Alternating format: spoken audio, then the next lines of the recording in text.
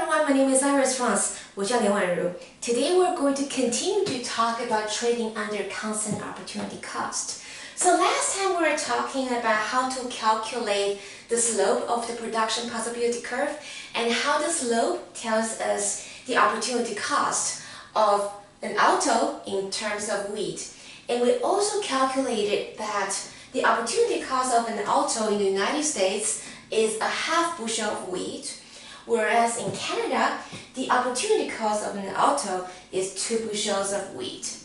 Now, if you remember from the textbook and also from my previous video, that the definition of a comparative advantage is the ability to produce at a lower opportunity cost. So you can see comparing a half and 2. A half is lower than 2, and therefore the opportunity cost of an auto is lower in the United States than in Canada. Therefore, the United States has a comparative advantage in the production of automobiles. Now, in a two-country and two-good example, once I knew that the US has a comparative advantage in the production of auto, immediately I will know that Canada has a comparative advantage in the production of wheat. So how do I know that?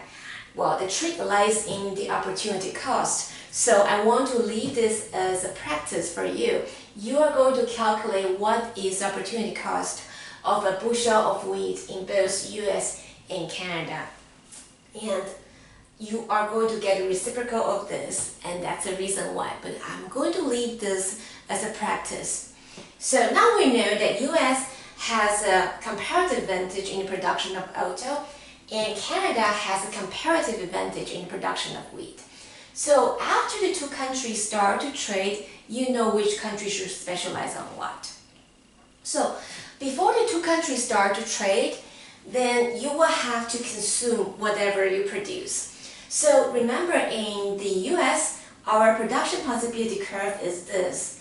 Now, suppose the US choose to produce and consume 40 autos and 40 bushels of wheat, whereas Canada chooses to produce and consume 40 autos and 80 bushels of wheat.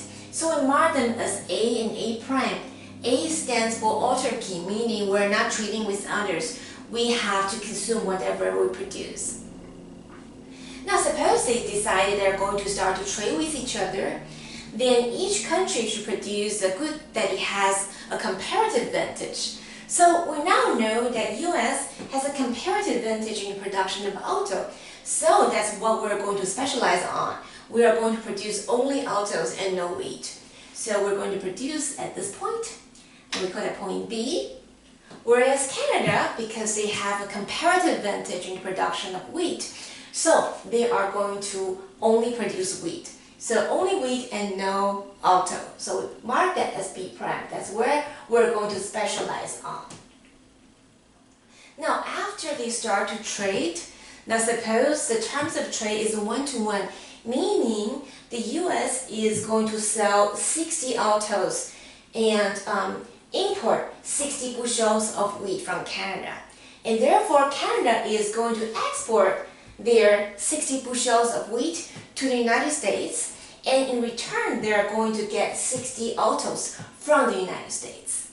So how would that affect our consumption? So here is our production point, point B, and we're going to export 60 autos. So we're going to move to the left to point D here. So we produce 160 autos, but we only consume 60 because we need to export the 60 autos to Canada.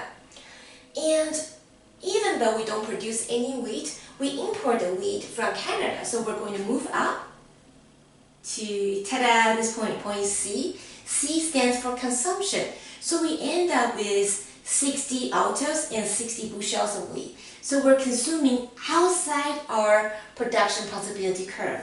Even though we still produce on that, we could consume out of it because of trade. What about Canada?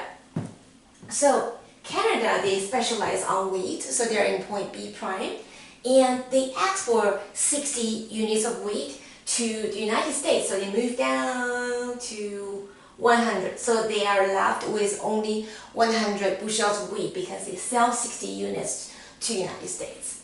And even though they don't produce any auto, they import auto from the United States. So we're moving to the right, we end up with point C prime. So point C prime tells you that you have 60 automobiles and 100 bushels of wheat.